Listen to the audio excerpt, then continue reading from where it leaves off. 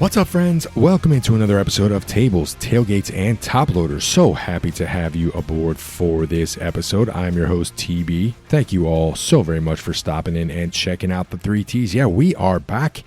Last week, I stepped a little bit out of my comfort zone, gotta admit, with the special 3Ts Christmas Carol episode. If you haven't checked it out, well, we are still right in the midst of the holiday season, so go back, do yourself a favor, help me out. It's only 20 minutes. It's a fun time. I had quite the adventure putting that together. So go back and check out the last episode. But it is the holiday season, so I tried to do something just a little bit different. Anyway, we are back in action. We have a lot to get to, so let's not waste any more time. Let's dive right in. Wrestling Marks, you are on the clock. How the heck are you feeling? Out of respect for the GOAT, we are starting with you. So Saturday night's main event came and went. And how did we feel about Saturday night's main event and the very last match of John Cena? Now, I have been looking forward to this for quite some time. I'm going to jump right to the dessert first. We're going to skip the whole meal. We're going to jump right to dessert. We're going right to the main event, John Cena versus Gunther,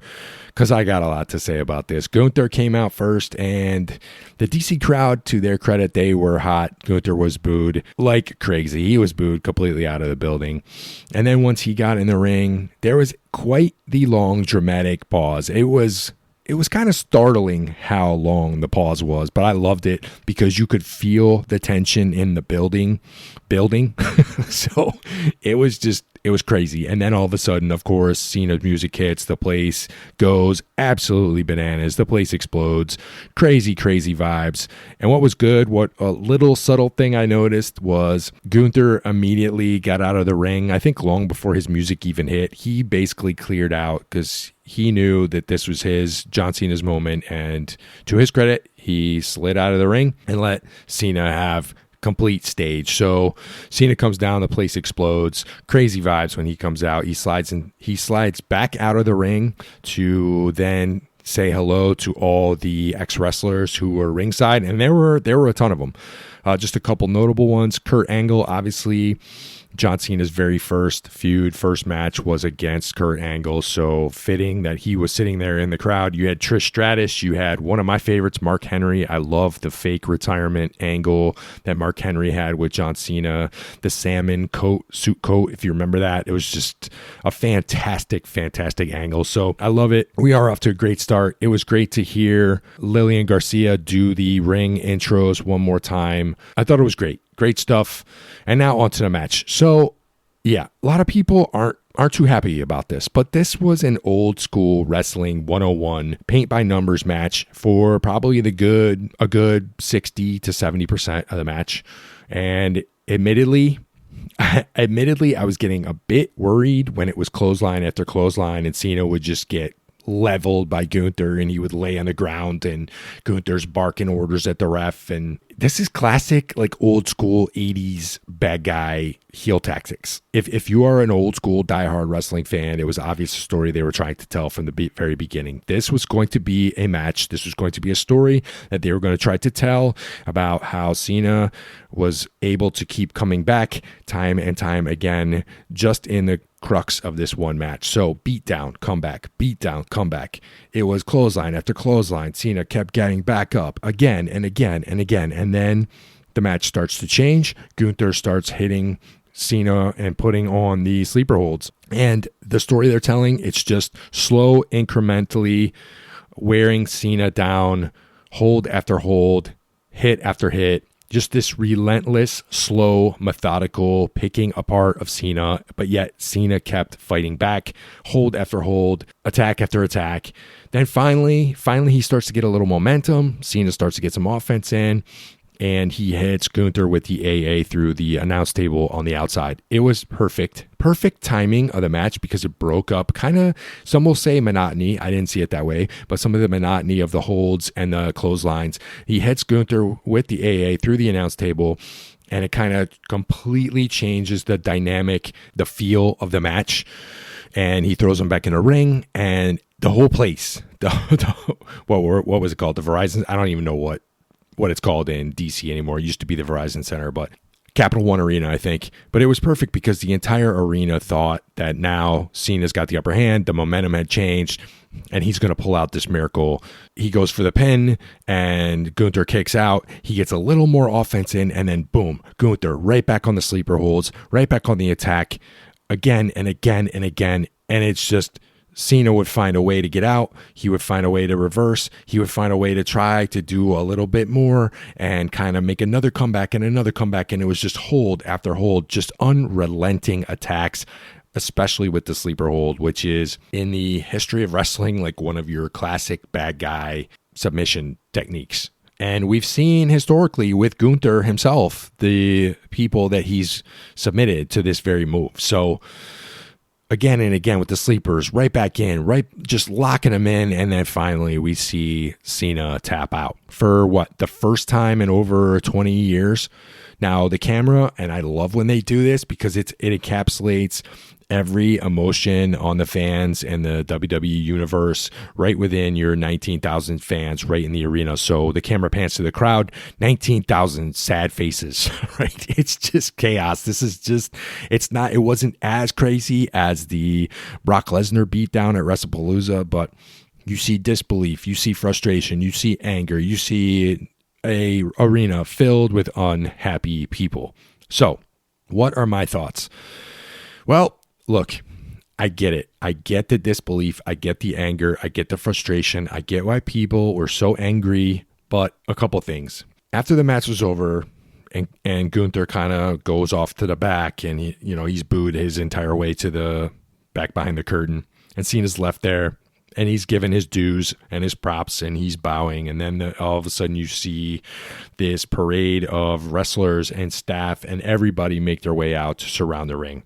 And at some point, Triple H comes. And when Triple H comes out of that curtain, the place starts booing the absolute crap out of him. They are so mad at Triple H, thinking that this was his call. I got to tell you right now, I have a lot of issues with Triple H, a lot of issues with his career, a lot of things. I don't like a lot of the things he's done in charge of the company over the last few years. But I have to tell you, if you're angry at Triple H, that anger is completely misplaced because this was not on Triple H.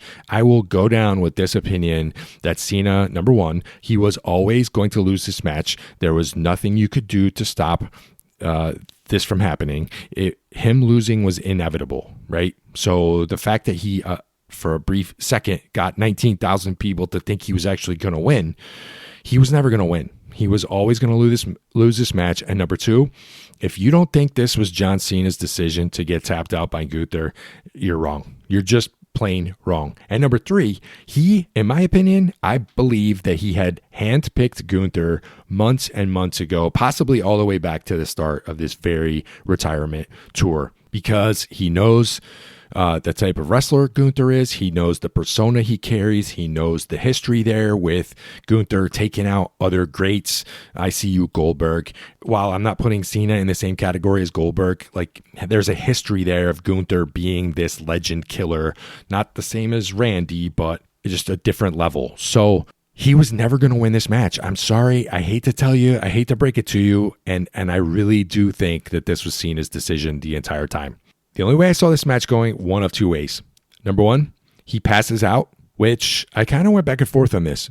Would Cena pass out in his final match? And the more and more I thought about it, the more it just doesn't make sense. So the other option is he taps. And does it make sense for him to tap out? I think if you look at this match, and people are going to be like, well, his whole mantra was never give up, never give up.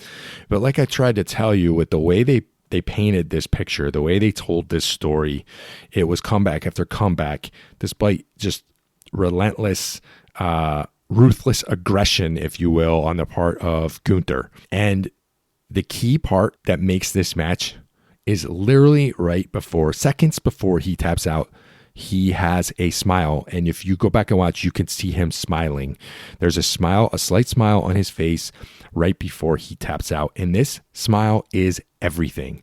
This immediately, I was thinking about this, preparing for the show. That smile is the Shawn Michaels to Ric Flair, I'm sorry, I love you WrestleMania moment, just before he super kicks Ric Flair and pins him to retire him. That smile is the same thing. It's in the same, like, we're talking about a very similar thing. Like, it's his nod to the crowd saying, I'm going out on my own. I'm going out the way I want. I'm at peace with this. And this is a legitimate ending to a 25-year banger of a career. And I also think the way I looked at it, it brought peace. I knew he was at peace, and I was at peace with the decision for him to leave, because I just thought it was just so... It was very fitting for the match, for his career. I kind of loved the ending. I loved it. And would I have liked it as much if he had just passed out and now we're all sitting there wondering, is he going to wake up? And I know they come to, because this is make-believe, right? This is not real. He didn't really choke him out. But he passes out in the middle of the ring. The place boos. Gunther leaves. And then suddenly he pops up. Like, I don't see that. So for him to be in sleeper hold after sleeper hold, he just kept coming back, try after try after try. But finally, it's just like, no, man, I'm good. This is like, I've given you everything. And that's what he said upon his exits in the last few matches. He does the gesture with his hands to his heart and then extends it to the audience. He's basically like, I'm giving you everything I have. This is all I got. I'm at peace with this. I'm totally okay. And I'm good. And he knows that he's leaving the company in good hands, and he knows he's leaving the company better than when he started. So I thought it was great. And so I understand where people are coming from with the hostility and all this stuff, but I don't know. If you look back on Cena's career, there was never a time in his career when he put himself above the company. He has always been the pinnacle. You want to talk about the company guy. This is him. I think not only has he always put himself first in regards to the company, but it's probably been to his detriment. There's probably been numerous times that he's been injured and he's rushed back from recovery. He never takes time off. He's literally carried the company, or has been the face of the company, for 25 years. And that's a huge responsibility, and that's a huge burden. And he was never going to put himself first, especially in the last match of his career. The match itself, now, well, I tried to lay out how I felt, or what I felt they were trying to do, what story they were trying to tell. I don't think it was a perfect match, but I looked at it more of like a tribute to him and to his mantras, if you will, and to his just determination and grit and perseverance and all that stuff. I felt like the match was more of a tribute to him and a tribute to one of the greatest to ever do it. So, full disclosure, 6 o'clock, the YouTube pre-show started. I turned it on and I watched the whole thing, as well as all of Saturday night's main event. I saw every video package, probably numerous times, because a lot of them on the pre-show were repeated during the main broadcast. I saw all the backstage interviews. I saw all the panels. I literally watched everything. And I thought that the whole package from 6 o'clock to it got over roughly 10:30, maybe a little before then. So we're talking just over 4 hours, just under 4.5 hours. I felt like the entire thing was a tribute show that happened to have a wrestling match at the end of it. And this match was a passing of the baton, and I just felt like the whole thing was completely awesome and so well done.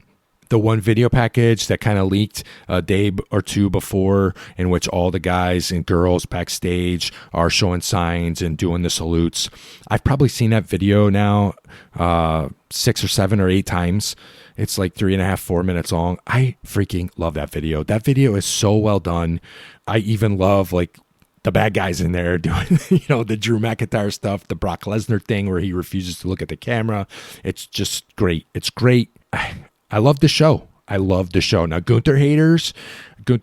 I am not a Gunther hater. If you ask anyone who's talked to me, people know I love Gunther. So Gunther haters out there, I don't know what to tell you at this point. He is great. He is old school at its finest. He is, I've said this before in the pod, he is a old school replica ripoff who can actually wrestle, and he can wrestle any style. He can wrestle against the big guys. He can wrestle against the luchadors. He can wrestle some of the smaller sized wrestlers. He can wrestle any style, and I think he's fantastic. And so now, as I said earlier, he's trying to establish himself as this career killer. Obviously, He put away Goldberg. What was it, back in, I don't even remember when Goldberg's final match was, March or something. And now to be handed this task of representing the bad guy against John Cena in John Cena's last match, it's crazy. Now, I'm not ever going to compare Goldberg to Cena, but you get the point. Gunther has proven himself to be such a dependable commodity who you can put in there literally against anybody, and he delivers time after time, match after match. Kudos to him. That's a lot of pressure. Think about if you were him. It's one thing to wrestle Goldberg because you know you're going to get a 3-minute match. You have to be able to take a spear and a jackhammer, and then Goldberg does nothing. So whatever, you could put a 3-legged donkey in the match with Goldberg and he would look fantastic. So, but imagine being Gunther and being tasked to perform in front of 19,000 rabid fans who just want to see Cena win his last match. That's a lot of pressure to put on him, but I think honestly he is more than capable of handling it, and I just think this sets him up like gold for the rest of his career. So now let's talk about the rest of the show. So a couple general thoughts, and this first one I saw right away, but you all know how I feel about the in-ring advertising, and Riyadh Season right in the middle of the ring, like blasting you in the face as soon as you turn the TV on and you're looking at the ring. I'm like, really? Do we have to have this in the middle of the ring for John Cena's last match? Obviously, the closer you get to the ring, you could see a couple different other advertisers around the like outside, around the perimeter of the ring, but they were so small and minuscule. It was kind of hard to read them. But this freaking Riyadh Season right in the middle there, I'm just like, oh my God, could we just get it off the TV for one night? Can we have one night without this stupid nonsense in the middle of the ring? Second point, I was doing so well until my wife pointed out the green t-shirt guy, and I hadn't even seen him. I don't know how I missed him. Maybe I wasn't focused on the crowd until she pointed it out, and I'm like, this guy. And then from that point on, I just proceeded to just zone in on him periodically throughout the night, and it was just so aggravating because this guy, y'all know how I feel about green t-shirt guy. This guy is in every freaking show in the same seat, and there's a story that, he doesn't have connections. Yeah, I call total BS. But anyway, let's get to the actual wrestling of the show. The first match, Cody Rhodes versus Obafemi. Now, a lot of the matches, or every one of the other 3 matches, involved younger talent, up and coming from NXT, and this was what John Cena wanted. So right away, your WWE champion Cody Rhodes versus your NXT champion Obafemi. If you've never seen Obafemi in NXT, you are missing out. This dude is crazy. His presence is ridiculous. This guy is ready. He can talk. He can wrestle. He's got ring presence like you can't believe. Like, he's huge. He's great. Call him up immediately. I thought this was good. I thought the match was good. I think they only had 6 minutes, not even 6 minutes, and it was just about to turn the corner into something really good. And then we get the stupid interference, which kind of sucked if you ask me, but I totally get it. It obviously, if you didn't see it, Drew McIntyre came out, interfered, started attacking Cody Rhodes, and then there's a total schmaz and DQ and blah, blah, blah, blah. Match is over. So I get it. I get why they did it, to protect both of them. Who's really going to take the pin here? Obafemi just got the belt back. Cody Rhodes is your champion, like champion versus champion. And like, it's too soon for someone to take the L. So I understand. I get it. I understand. It just sucked because you would have liked to see a little more from the match. But additionally, it furthers the Drew McIntyre Cody Rhodes story, which doesn't matter because we all know that Drew McIntyre never wins. So it's never going to go anywhere. Anyway, I thought that match was fine until the end. And then I was like, of course, this is exactly what we thought was going to happen. And there we go. Second match, the Sol Ruca versus Bayley match. Again, if you are not familiar with her and her finisher, the Soul Snatcher, this girl is crazy good. Now, the match, I will say, the match was a little sloppy at first, a little sloppy. I think there was a botch or two, and it took them a few moves, a few minutes to get rolling, and then they were off. They were off and rolling. Bayley is great. I think she is really stepping up her game with trying to help some of the younger talent, and it absolutely shows. I am appreciating the work Bayley is doing more and more. The stuff she's doing with Lyra, and the Kabuki Warriors. I love her as a complementary piece to other stories because she just brings and kind of fills in all the blanks, the spaces, the holes. I don't need her to be the women's champion. I need her here doing all the miscellaneous stuff, and it's just awesome. So I think Sol Ruca is a future superstar. She's got a little more work to do, little stuff to clean up. Her mic work isn't great, but her athleticism, her moveset is phenomenal. And like I said, this Soul Snatcher is outstanding. It's insane. So great match. I like that one. That was good. Oh, and Sol Ruca got the dub. So Bayley taking the L. Tip of the cap, because a lot of people, male or female, would have a hard time losing to up and coming NXT talent. So I give her a lot of credit. The third match, the tag match, this is right before the main event. You had the WWE champs, AJ Styles, Dragon Lee against Javon and Slater. I mean, these two guys from NXT, I've talked about Javon Evans before. He's phenomenal. He's had some great matches with Obafemi. This guy is going to be unbelievable. And he's 21, 22 years old. So it's insane. This was a good high speed kind of car crash. It was good. It was not great. I don't think any of these matches were really given their time to shine, but that's okay because it's not what this show is about. There's a very scary moment in which AJ kind of goes for his flying forearm and completely slips off the top rope. And that looked scary. So then it looked like they kind of rushed the ending there. So they did manage to finish the match. AJ and Dragon win, and then that's it. So 3 matches were done by, I think, 9-10 p.m., and you basically said, everybody get out of the way. We're clearing the show, clearing the stage. It's John Cena time. So all in all, I think it was a good show. I think it was a very fitting send-off. And I actually said to my wife, as we're watching this, I can't believe how fast the time has gone. It seemed just like yesterday we were talking about Cena entering the Royal Rumble and declaring that this was going to be his last year, and how he said, I think there were 33 dates for the whole calendar year, and then once it's over, it's over. And I'm sitting there watching this kind of like in disbelief, going, I can't believe we are here already.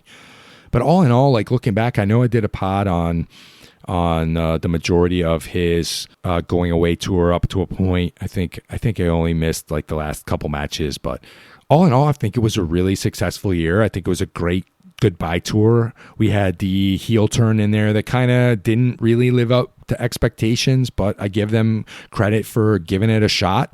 And, you know, when he kind of goes back to full scale, full baby face at SummerSlam, I think that the rest of that was just awesome.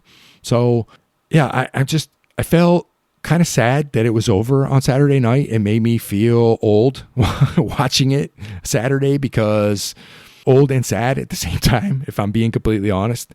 Not just because he's retiring, and I do think he's a man of his word. I think like we've seen the last of him in a WWE ring, which is rare for retiring wrestlers, but it just kind of made me feel old and sad because Father Time really has never lost to anyone. Yeah, so all in all, great show. It was a fitting tribute show to John Cena, like I said, that just happened to have his last match at the end.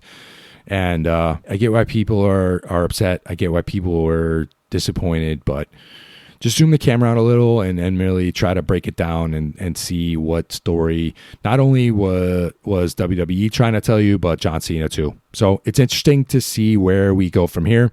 Interesting to see if there's going to be any major pivots heading into WrestleMania season. I mean, we are almost to 2026, which Royal Rumble is going to be right around the corner. So congratulations, Saudi. You are on the clock. I can't wait to have Royal Rumble from Saudi Arabia. Y'all know how I feel about that. But maybe we could do a flyover of the country and look down upon Bill Goldberg's house somewhere. But anyway, I don't know. I digress. Anyway, I think that's going to wrap up the wrestling portion of the show. Okay, Bills Mafia, you are on the clock. How the heck are we feeling? Just like I said, the game turned out just like I said, right?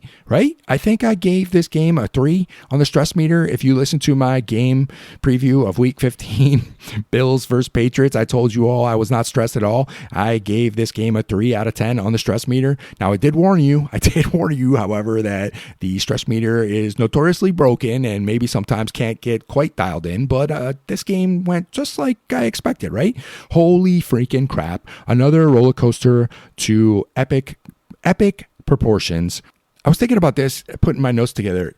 It's unbelievable the range of emotions that I go through during some of the Bills games this season. Now, Mafia, you got to let me know. Like, are you all going through the same range of emotions? I think we all are to some extent, but do fans of other teams go through the same kind of range of emotions? If you're like a middle of the road team, let's say you're, I don't know, the Dolphins, right? Do you go through the same type of emotional roller coaster on a game-to-game basis, or even during the game, quarter-to-quarter basis that we do as Bills fans? I don't know. If I'm watching Tua Tagovailoa like loft lame duck pass after lame duck pass, am I really that much invested in my team, or do I think I got no chance of ever winning anything with this guy, so my expectations are set to zero? But I don't know. I'm watching this game, and just the range of emotions, it's just unbelievable.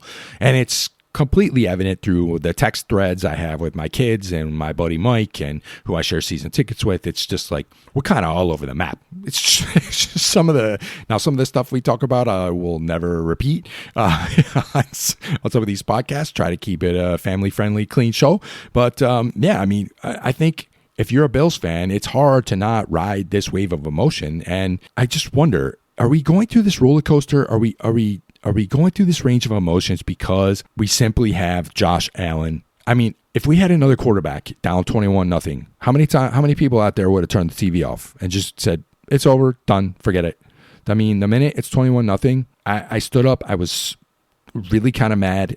I think I went to get a drink or something, and I said something to the effect of, well, I'm almost ready to turn this TV off. Or if they score again, I'm going to turn the TV off. Something to that effect. And what, lo and behold, here comes JA-17 leading the team right down the field, and it's a tutty. So speaking of Josh, just right off jump, he's back in the MVP mix. And this whole Drake May is leading the charge nonsense, yeah, thanks for coming, bud, but you're out. So there's no chance Drake May is winning the MVP right now. He turned into a turtle and threw for 42 yards, got sacked 3 times, and had an interception or something in the second half of that game. So we have so much to talk about. This game was literally two different halves. Nightmare start. Everywhere you look, it was absolute chaos, absolute terrible play, offense, defense, coaching, just every aspect of this team, outside of special teams, which I'll try to hit on later, but offense, defense, coaching, you all were terrible. The game starts, you missed Sean McDermott. I don't know what you're doing. You missed a challenge on the Boutte catch. I'm like, are you asleep? Did we fire the guy in the booth whose one job is to review plays? Like, what is that? What the hell was that?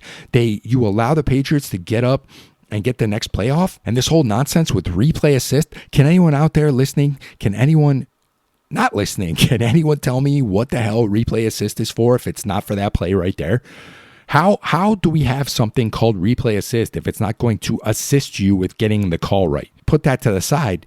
Sean McDermott, what are you doing? Are you trying to save your timeouts? That was a game-changing play, potential game-changing play in the first series, and you could have stopped them on third down and gotten the ball back, but instead they go on, get that nonsense, which in my opinion was not a catch, by the way, and then they go and score right down the field for 7. And I'm like, what do you have challenge flags if you're not going to try it on that one?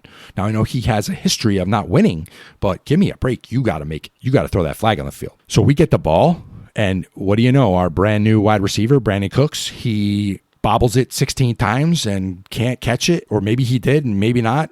And then the next thing you know, within 2 seconds, we hear replay assist says it's not a catch.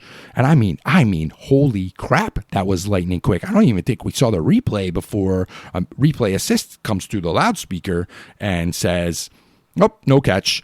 So your brand new great addition, Brandon Cooks, went 0 for 3 in the game. And first possession, we get down to the Pats 45, and what do? When was the last time we saw this? On the plus territory in the opposing team's 45-yard line, we punt, and I'm like, are you kidding me? That was a scared, cowardly, ridiculous Sean McDermott decision, and I can't believe that we had to watch that crap because that was terrible. A terrible display. And then the defense comes back on the field, and it's missed tackle after missed tackle. They're getting gashed on the ground, and next thing you know, it's 14-0. So, okay, offense gotta get going here, right? Nope. We march down. We get the ball down to the 41 this time of the Patriots, and we do what now? what are you suggesting we do, Sean McDermott? You want us to punt the ball on the 41-yard line? And I'm like, what the actual hell are we doing? What are we doing? I couldn't believe the decisions he was making in the first half. It was just so cowardly. These are like Mike Tomlin decisions. This is what the Steelers do. This is not what Sean McDermott and the Josh Allen-led offense of the Buffalo Bills do. You don't punt from the 45 and from the 41. I was shocked. So, okay, here we go, punt. And then, again, Patriots right down the field, missed tackles all over, can't cover, wide open guys, and it's 21-0. And this is where I stormed out of the room and like, I'm about to turn this nonsense off. This is pathetic. But then the range of emotions start to flow back the other way. And finally we get it going. Josh Allen gets, we get things rolling, and it's a tutty. And then what's the very next thing that happens on the ensuing kickoff? We kick the ball into the end zone. And I'm like, I thought that this whole landing zone thing was there to prevent you from kicking it into the end zone. And you don't want to really do that now, because now the team gets the ball at the 35. So I'm like, we are right before the half, and you kick the ball into the end zone, and they get the ball at the 35-yard line. Now, to their credit, the defense held the Patriots to 3, but 24-7 at the half, and I'm looking at the stats, almost 180 yards on the ground. The Patriots had 180 yards rushing against the Bills in the first half of football. And Josh Allen, passing yards in the first half, 35 yards through the air. What is going on? I asked, and I talked about in my game preview of not waiting to the second half to actually wake up and get off the plane or the bus or whatever mode of transportation the Bills took to get to this game. But I'm just like, what? Why is this the way it is? Time after time, the first half of these games, some of these games are just absolute trash performances. I don't know. Halftime comes and goes. It was brutal. I'm ready to turn the TV off 24/7. And then here comes the kickoff. Ray Davis takes a huge return. What do you have, like a 60-yard return? Some craziness. And here we go. Ray Davis, by the way, kick returning gem, just an absolute diamond in the rough. Who would have thought in the preseason or in training camp that we would have gone, who can we put on special teams to be our kickoff specialist? How about Ray Davis? But anyway, he's been fantastic. So down the field we go, tutty. Offense starts to gel. We get rolling. Cook starts to find his rushing rhythm. The O-line seems to wake up. They're protecting better. They're picking up blitzers. They're doing whatever. And it's 5 straight drives with a tutty led by Josh Allen, led by James Cook. It's unbelievable. The defense, suddenly they are waking up outside of this one stupid, ridiculous play where the guy cuts back from the right all the way to left and scores on this ridiculous run. But outside of that play in the second half, the defense was locked freaking in. Locked in. So you have Josh Allen, James Cook, and the tight ends. 2 catches by brand new daddy. Congratulations, Dawson Knox, and you and your wife on the birth of your daughter. 2 huge tutties by Knox. Big catches by Jackson Hawes. Big catches by Dalton Kincaid. This tight end room, holy cow. So Josh, Cook, the tight ends. But now we get to the bad part, the wide receivers. Oh my gosh. I've talked about this so many times at this point during the season, but these guys, oh my gosh, it's just as bad as always. As bad as always. Gabe Davis doesn't even dress. So now it's Josh Palmer and Keon Coleman. Keon Coleman doesn't even get a target this game. Never heard the name Tyrell Shavers during the broadcast. So between Josh Palmer and Brandon Cooks, 6 targets, 1 catch. And Palmer, thanks for being healthy enough to play. You missed a huge, crucial block on the second to last possession, and probably, in my opinion, the absolute worst play call of the entire game.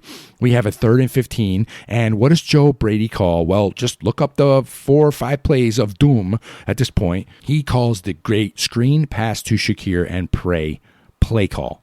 Palmer is the outside wide receiver. He comes in to make the block, and he gets blown up, and Shakir gets 2 whole yards on the play. Just absolute brutal play call by Joe Brady. Terrible play call. Thankfully, the defense bails them out. Matt Milano, welcome back. You balled out that game. You played awesome.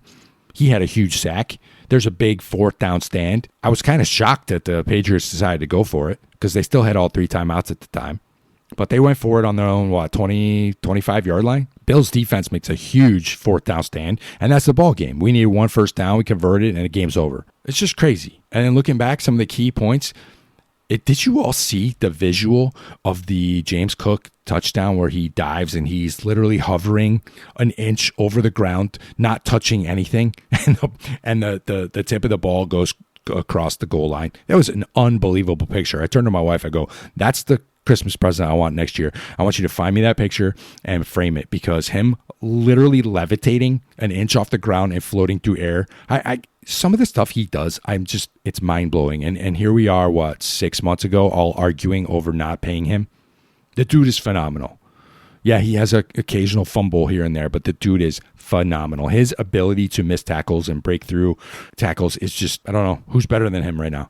Josh Allen, he's back in the MVP talk. I talked about this. How much does he actually carry this team? Probably 90%. I know James Cook is ridiculous, but oh my gosh. And then tip of the cap to Dawson Knox. We already talked about that. And the wide receivers are just so terrible. They're terrible. Nobody can get open. Nobody can catch the ball. Joe Brady still clinging to the same terrible play calls.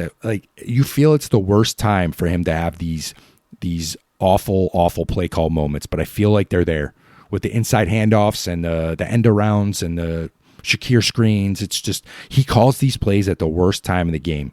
It just doesn't make any sense to me. Defensively, I already talked about it. Matt Milano, I think he had his best game in a very long time, but the missed tackles that I said needed to not rear their ugly head this game, well, they reared their ugly head because there were missed tackles all over the freaking field. Shaq Thompson, I gave you mad praise last week. You played like crap this week. Joey Bosa is the key. If he's not there, we are screwed. We are screwed because I think he is the key to this pass rush. And even when he's there, the pass rush isn't that great. Couple other things I saw. The whole Patriots doing their chest thumping nonsense before the half with Stephon Diggs and Matt Collins. Yeah, I see you too. Acting like fools, thinking the game was over at halftime, 24/7. That's okay. I probably was right there with you thinking, well, we don't have much of a chance, but it's kind of funny to watch it from another side. And the Bills, to their credit, they just stayed steady. They never got too high. They never got too low. They just kept going. The announcers in this game, I originally thought it was Greg Olsen, but then I got corrected that it was J.J. Watt. Did you all hear this nonsense? J.J. Watt on this game, I thought he was playing for the Patriots. I'm like, have I mysteriously switched the broadcast to the New England home radio announcers? Because J.J. Watt went crazy, especially on the cutback run, and you see Drake May running down the field. And he's like, oh my God, he's screaming in the microphone, screaming like, oh, this is amazing. I can't believe it. Drake May's unbelievable. First of all, yeah, he's fast, but he acts like he put like this crazy block on Trey White. No, he just got in his way. And then Trey White's like, yeah, forget it. I'm not going to catch him. But J.J. Watt is like ridiculously screaming into the microphone like, are you paid by the Patriots right now? Because you sound like a complete childish moron. It was so aggravating to hear him that game. So my apologies, Mr. Olsen. I thought you were the victim of that, but as it turns out, J.J. Watt, yeah, not too pleased with your announcing skills. So what's the fallout of this game? Bills now are sitting in 6th place. I know we still got one game to play tonight. It's Miami, it's Pittsburgh, but I don't think that's really going to alter the standings for the AFC. So Bills are currently sitting in 6th place. Yeah, we got one game closer to New England in the division, but as I said, even winning this game, we weren't going to be able to overtake them. So, but now I think it's great because now it forces New England to have to play out the rest of the season. And they really need to win all 3 games to clinch. And let me tell you right now, Baltimore played way better on the road in Cincy on Sunday afternoon because we had that game on at the same time. We were watching that. I don't know what the Ravens did to hold the Bengals to, 0 points, but they balled out against the Bengals and Joe Burrow. And this game is going to be next Sunday night at home in Baltimore for the Ravens.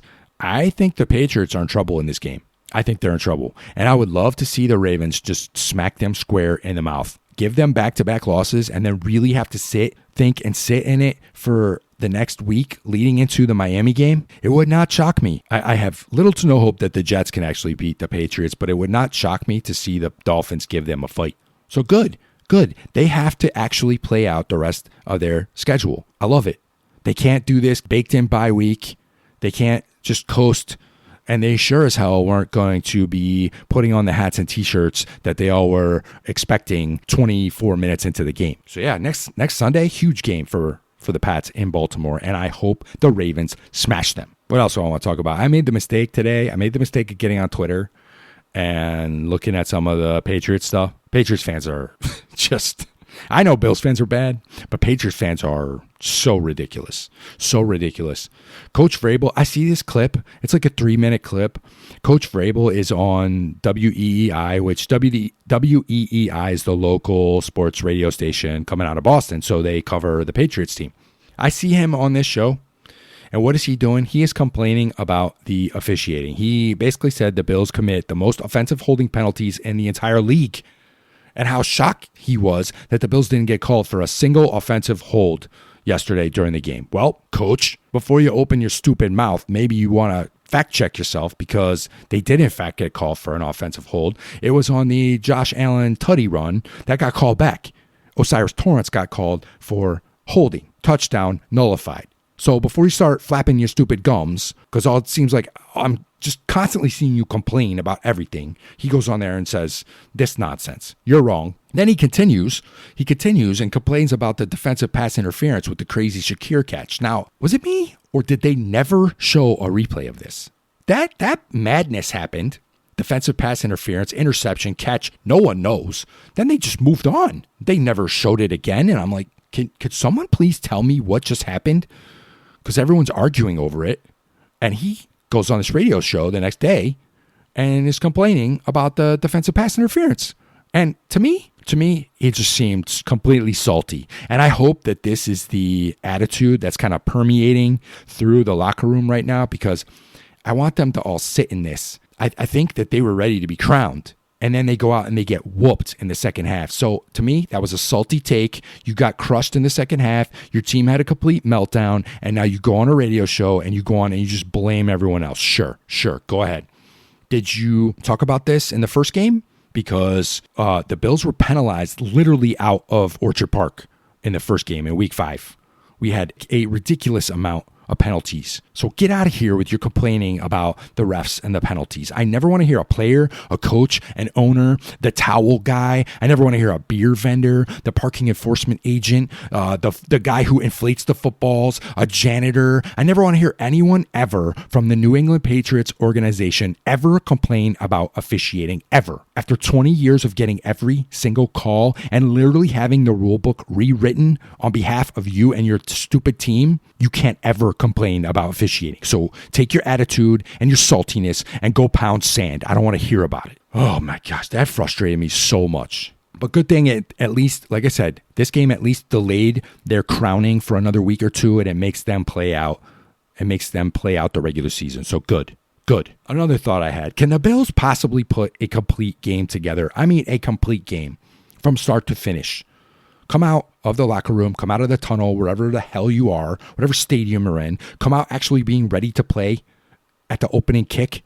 No turnovers, no penalties. No, look, I know you're not going to go a whole game without penalties, but no really dumb, stupid, I'm not in the game, I'm checked out, stupid penalties. No turnovers, no kicking the ball out of your own hands.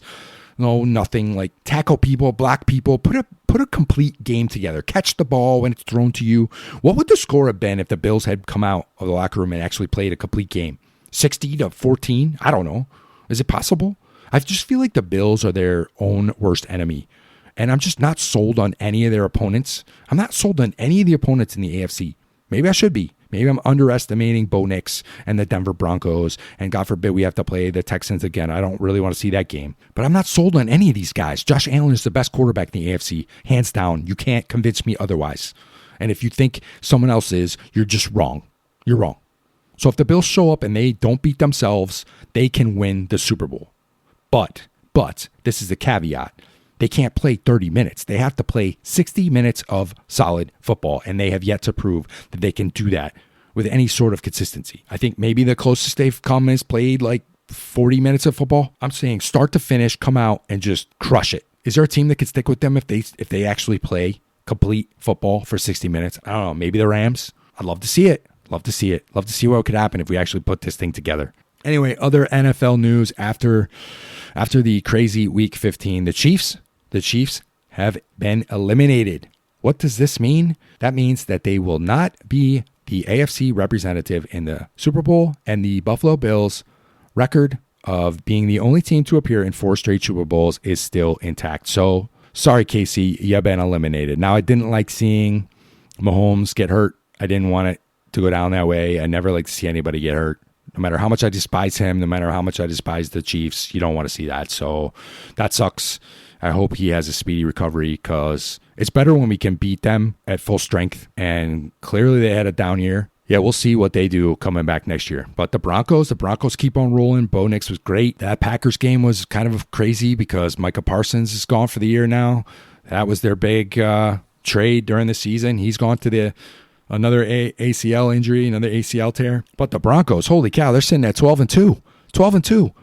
Would anyone think this was possible with Bo Nix leading the charge? They are 12-2 and the 1 seed. Craziness. Now they got 3 games left. They play Jacksonville, which, holy cow, Trevor Lawrence. I see you and your 6 tutties sitting on my bench in fantasy. But holy cow, the Jags, they play the Jags next week. That's going to be a banger of a game. Then they play the just eliminated Kansas City Chiefs without Mahomes. And then they finish with the Chargers. So 2 of those 3 games, those are going to be important games.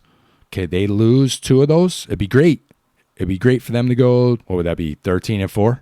But Jacksonville's on fire. Trevor Lawrence he balled out. That was insane. Never would have thought Trevor Lawrence would have had 6 tutties. Would you have ever predicted Jacksonville finish ahead of the Bills in the AFC at the beginning of the season? Never. Who else? Baltimore, Houston, they both won, so they're coming on strong for that 7th spot. I think it's going to be a crazy final 3 weeks. I think it's going to be crazy. So, Bills, you got to get to Cleveland, you got to get focused, and you got to go in there and you got to take care of business. Now, the story is going to be Myles Garrett looking to get that all-time sack record. I would hate for it to come against Josh Allen, but hey, most likely it will. He needs like 1.5 sacks. He's averaging 18 sacks a game. This dude is just a monster. I would have loved to see the Bills trade everything for Myles Garrett and Justin Jefferson and just put the pedal to the metal. But hey, Uncle Scrooge McBean didn't, if you listen to my Christmas Carol episode, Uncle Scrooge McBean didn't deliver this Christmas. Anyway, that's going to wrap up the Bills portion. Hobby enthusiasts, how are we feeling? Card marks. What's going on? Because I gotta admit, I am having a hard time getting excited or getting any level of excitement about some of this crap happening in the card world right now. It's been insane. Last week, we saw Topps Chrome Baseball released on Wednesday. I have talked about it before, about how the prices are absolutely insane. They're through the roof. And then Wednesday, we saw chaos happen on your socials and your breaking platforms because as soon as the breaks started happening, specifically, I'm talking about you, Filth Bomb Breaks.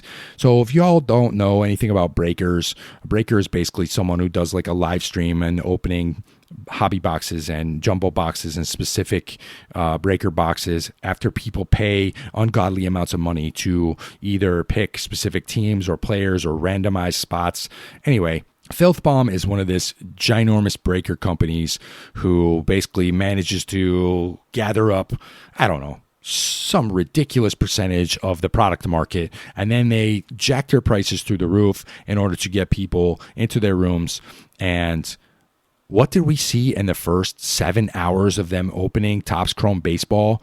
Now, the chase in Topps Chrome Baseball, if you don't remember me talking about it, this is the rookie debut patch autos. This was the huge deal involving Paul Skeens last year and the Pittsburgh Pirates. This was the card that everyone was gunning for.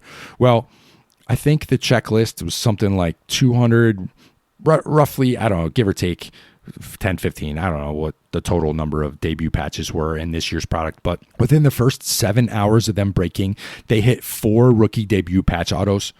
And then in the totality of 24 hours, they hit six rookie debut patch autos in 24 hours. Really? And people are getting mad about this. Mad. And you're probably asking, well, why is everyone so mad? Because someone did the calculations about the odds of them pulling so many of these rookie debut patch autos. And it was something ridiculous. It was like 1 in 39 billion were the odds of them hitting. And so here come the thoughts and the conspiracy theories. And I'm not sure that these are conspiracy theories at all, because it seems absolutely ridiculous that one company can hit so many of these cards in such a short time span. And so you're asking, well, are these loaded boxes? Is Fanatics literally handing them hits so they can drive market shares and people to their breaking sites who, hey, guess what? Filth Bomb gets to break on the Fanatics platform, and who owns Fanatics but Topps, or Topps own Fanatics? I don't know. There's Topps and Fanatics are essentially the same company. Who owns who? I can't remember at this point, but one of them owns the other. So Fanatics has their own breaking platform. All these big time breakers are showcasing the product, and lo and behold, these huge rookie autos patch cards are being hit on this platform that is owned by Fanatics.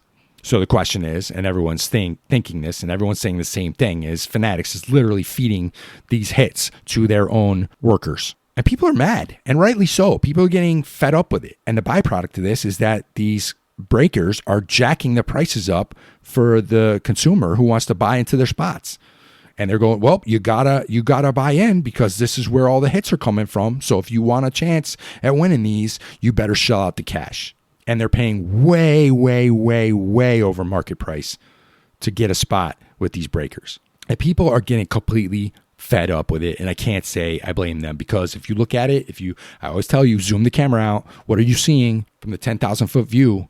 And it's just freaking maddening. It's maddening. I don't know what's going on, but this breaking nonsense, especially the big time, the big scale stuff, it's just insane.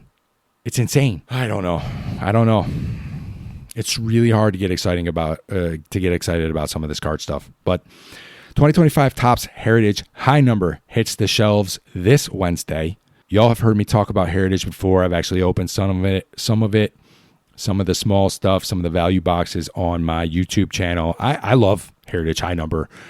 I'm big on nostalgia. Y'all know this. This is a 225 card base set. It picks right up where Heritage left off earlier in the year. Now, this product I opened a lot of. I love Heritage. I really enjoy it. It's a much cheaper entry point.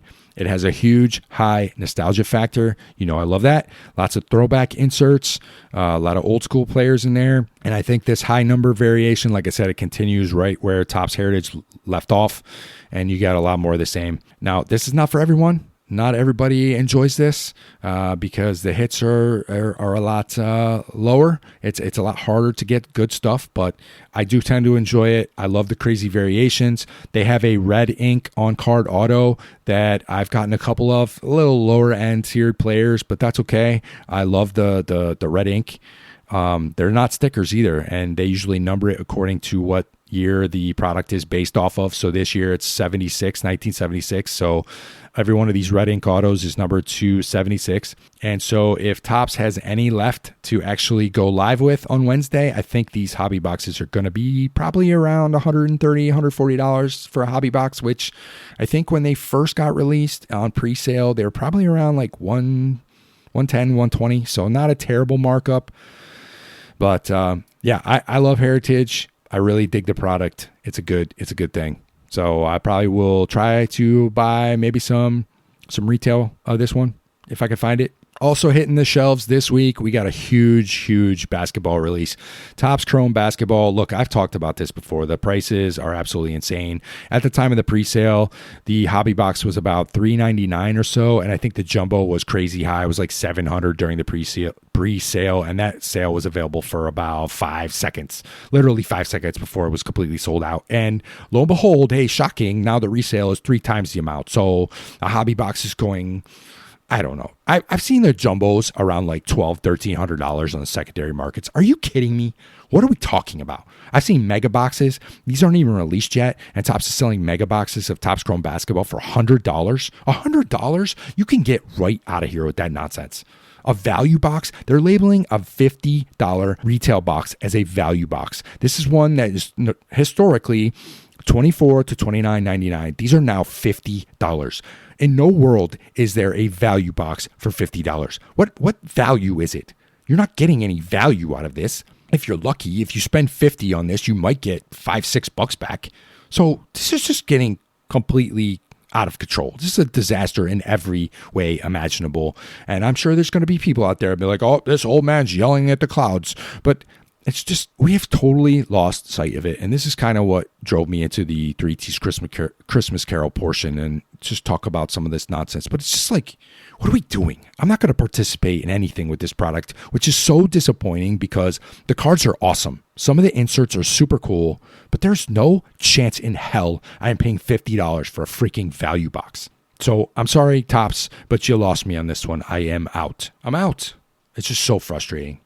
That's why I said at the very beginning of this segment, it's like, I'm having a hard time getting excited about this card stuff right now. Really hard time. So what am I buying? I've told you last week, I think, or a week ago, that I'm looking for off-season baseball stuff. I actually got a Corbin Carroll SGC 10 of his Topps Chrome rookie card. I know SGC got bought out by PSA, but I still love, I think for the money, the SGC label, the casing for SGC is far superior to PSA. I know PSA rules the world right now, which is nonsense too, if you ask me.